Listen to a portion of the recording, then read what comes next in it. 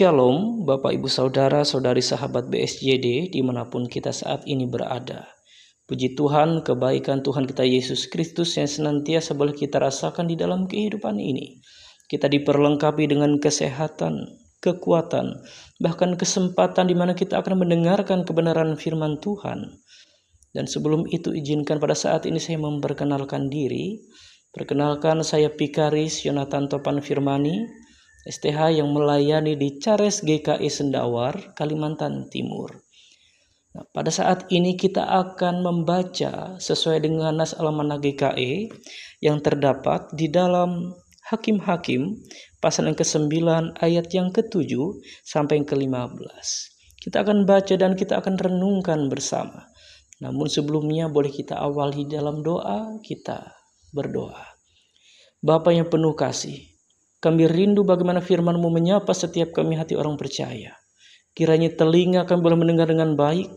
Kiranya setiap hati layaknya seperti tanah yang subur, yang siap untuk menerima benih firman itu. Dan boleh bertumbuh dan berbuah dalam kehidupan kami sebagai jemaat Tuhan. Siapakah hamba-Mu pada saat ini, manusia yang penuh dengan keberdosaan? Kiranya dia boleh diberkati dengan kuasa Roh Kudus-Mu, supaya ia boleh berkata-kata dengan baik sesuai dengan kehendak Tuhan, dan boleh memberkati setiap kami yang mendengar, sehingga boleh adanya pertumbuhan iman sebagai orang percaya bersama dengan Tuhan. Kami mohon kepadamu, Yesus Kristus Sang Sumber Penolong kami. Amin.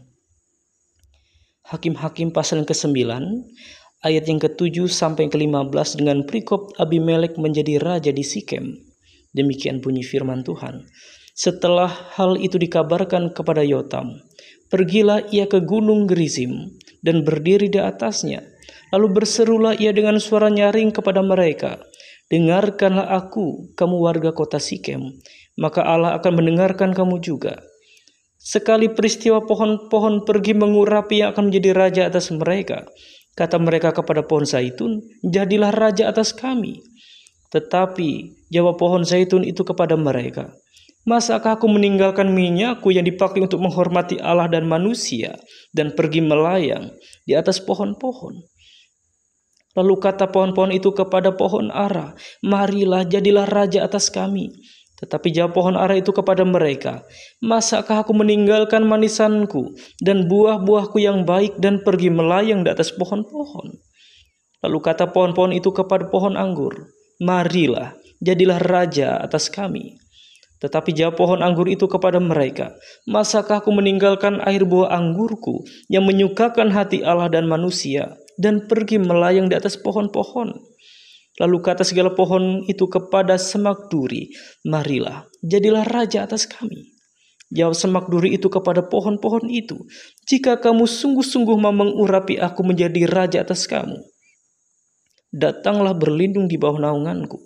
Tetapi jika tidak, biarlah api keluar dari semak duri dan memakan habis pohon-pohon aras yang di gunung Libanon. Sedemikian jauh pembacaan firman Tuhan. Rumput menjadi kering, bunga menjadi layu, tetapi firman Allah kita tetap untuk selama-lamanya. Bapak Ibu Saudara, ini berkati dan kasih oleh Tuhan kita Yesus Kristus. Saya pada saat ini membuat sebuah tema kecil, tema yang akan menghantarkan kita lebih jauh masuk tentang kebenaran firman Tuhan pada saat ini. Tema itu adalah pemimpin yang bijaksana.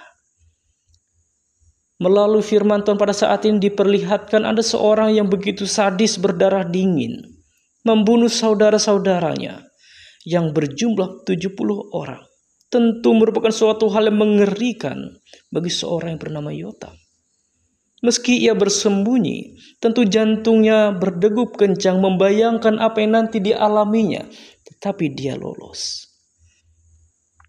Bapak Ibu Saudara, sebelum melarikan diri, Yotam melancarkan protes terhadap sikap orang Sikem, sekaligus merupakan prediksi mengenai dampak dari pemerintahan Abimelek. Dengan menggunakan perumpamaan tentang pohon zaitun, pohon ara, dan pohon anggur, Yotam menegur orang Sikem yang telah memilih Abimelek sebagai seorang raja atas mereka. Di dalam perumpamaan itu, Pohon-pohon yang berharga justru tidak ingin menjadi raja.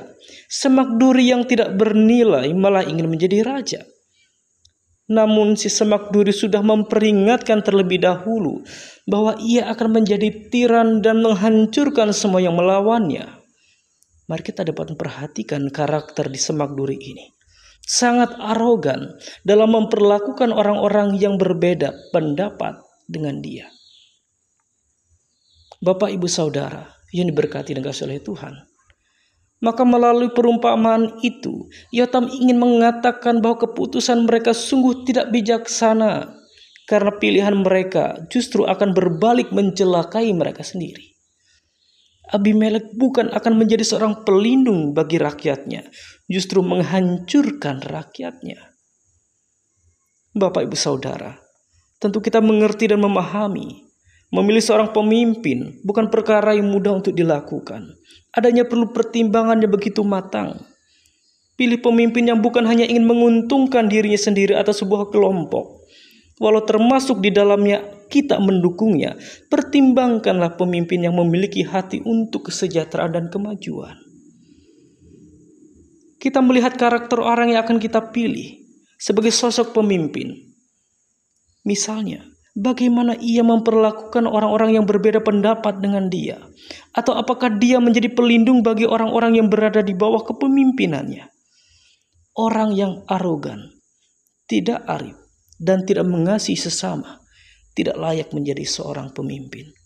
Firman Tuhan pada saat ini ingin mengarahkan kepada kita untuk boleh menjadi seorang pemimpin yang bijaksana, baik saat dimana kita terlibat di dalam pelayanan itu, ataupun saat dimana kita ada dalam sebuah keluarga. Jadilah pemimpin yang hidup sesuai apa menjadi perintah Tuhan di balik bagian dan tanggung jawab Tuhan yang menolong kita. Amin. Bapa yang penuh kasih, firman-Mu sudah kami dengar. Kami mohon oleh karena pertolongan Tuhan, ajar kami untuk boleh menerima firman-Mu itu. Boleh kami lakukan dalam kehidupan kami sebagai sebuah pengingat, bahkan nasihat bagi setiap kami. Tolong oleh karena pertolongan Tuhan, firman-Mu tidak sia-sia disampaikan. Amin.